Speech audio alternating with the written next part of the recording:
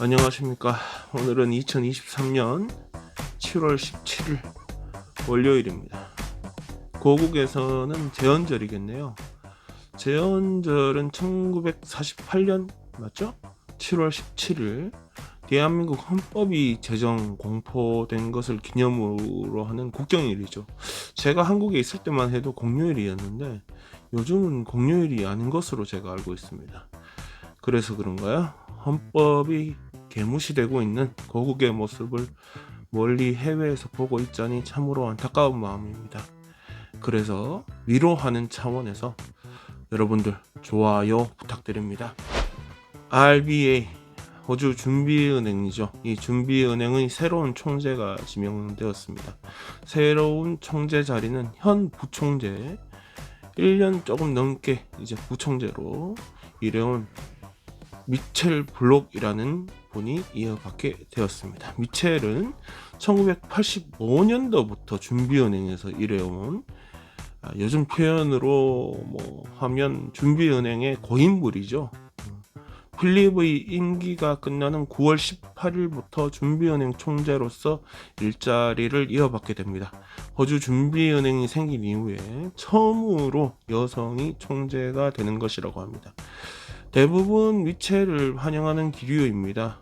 지난주에 개혁을 한다 그러면서 개혁안이 발표되었었는데 내부 사정에 밝은 미첼이 이 개혁안을 잘 지켜낼 수 있을 것이다 이런 평가도 있고, 외부에서 인물이 영입될 경우 발생할 수 있는 더 큰 혼란이 없을 거다 이런 것도 있고, 또 이전에 필립 할아버지가 연임하지 않도록 했다 이런 점에서 모두 긍정적인 평가를 이끌어내고 있습니다.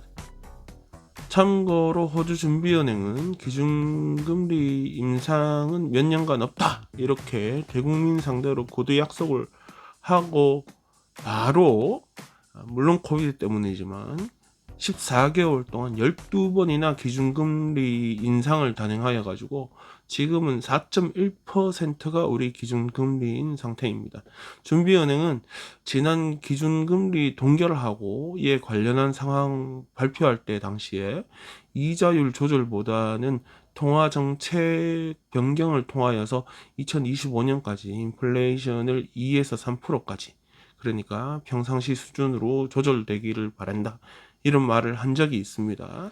재무부 장관 짐 차머는 필립 로우 현 총재에게 연임을 시키지 않고 새로운 총재를 내세우는 결정이 쉬운 결정은 아니었다 하면서 새로운 총재가 이사회를 통해 필요하다고 판단한다면 이자율이 더 오를 수도 있다 이렇게 당연한 말을 하기도 하였습니다.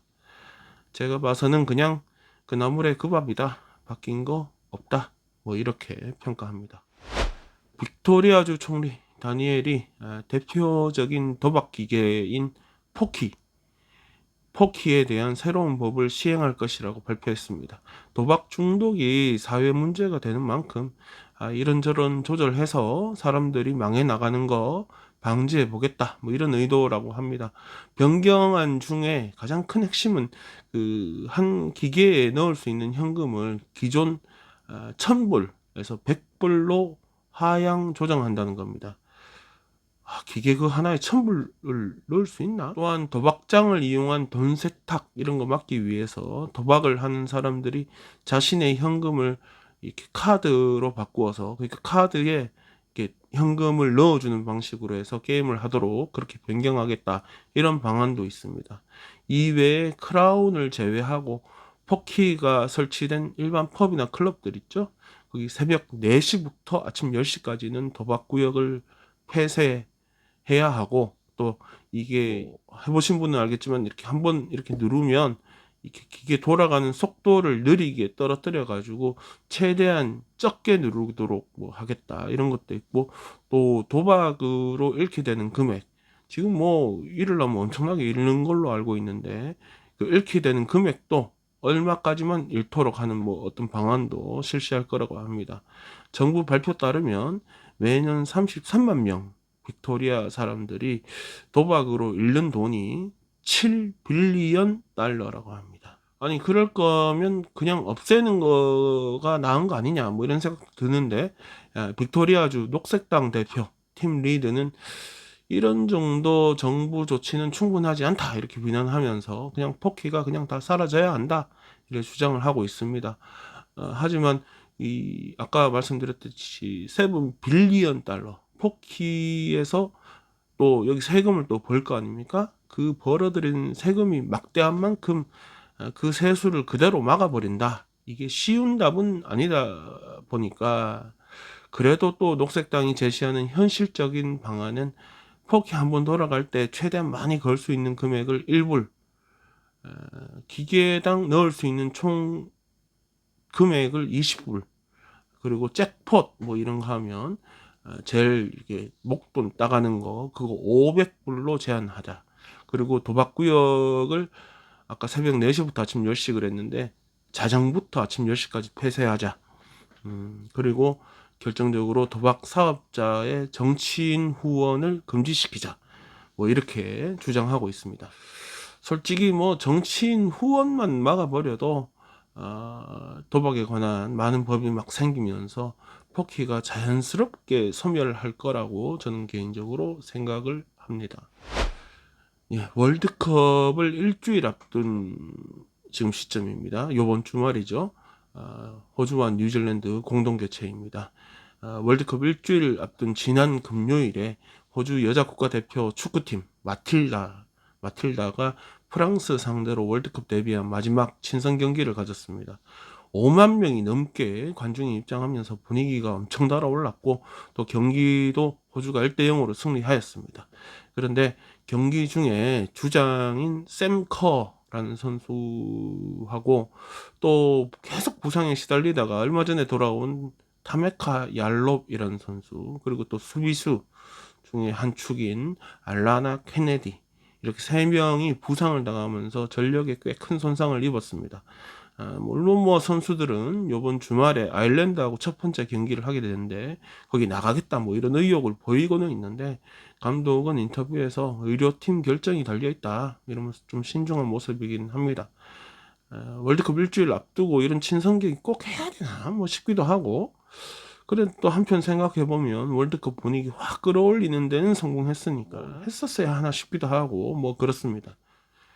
또 곁다리로 또 다른 사고가 터지기도 했습니다. 이 경기 전에 행사로 이렇게 드론 쇼를 이렇게 준비했었다고 합니다. 500대 드론이 하늘에서 이렇게 이륙해가지고 경기장을 가장 많은 관중들 상대로 막 이렇게 화려한 드론 쇼 이렇게 보여주고 뭐 이런 계획이었는데, 이게 뭐가 잘못됐는지는 뭐 아직 밝혀지지는 않았는데, 지들 말로는 기술적 문제가 발생하면서 500대 중에 350대가 야라강으로 이렇게 다이빙을 해버렸습니다.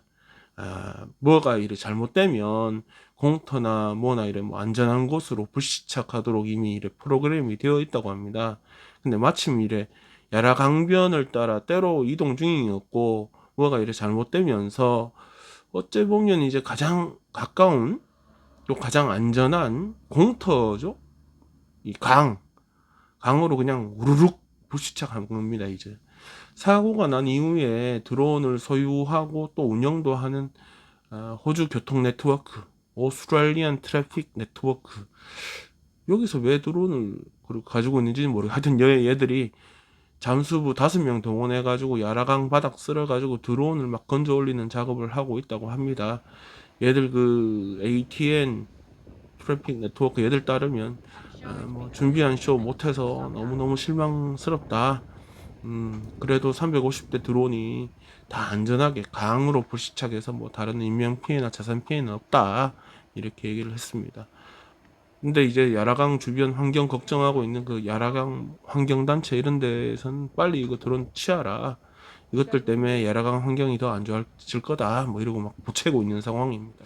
근데 또 생각을 또 해보다 보니까 좀 위험하긴 하겠지만 막 이렇게 그 경기장 바로 위에서 공연 막 하다가 그 빈 공터 운동장으로 우르르 막 떨어졌으면 해외 토픽에도 나오고 참 볼만했을 것 같기는 합니다. 물론 아무도 안 다친다는 전제하에. 플린스 레스토랑 그룹이라고 이제 미국 회사라고 합니다. 얘들이 이제 피자헛도 하고 타코벨도 하고 웬디스도 하고 뭐 그런 회사랍니다. 얘네들이 피자 오스트레일리아를 인수를 합니다. 7월 31일 날짜로 이제 인수하게 된다고 하는데, 현재 그 피자 오스트레일리아 CEO가 필 리드라는 사람이랍니다. 이 양반이 2018년도 4월에 취임을 했는데, 그러고 나서 일을 되게 잘했나 봐요. 그래서 패스트푸드 시장 점유율을 7%에서 10%까지 끌어올렸다고 합니다.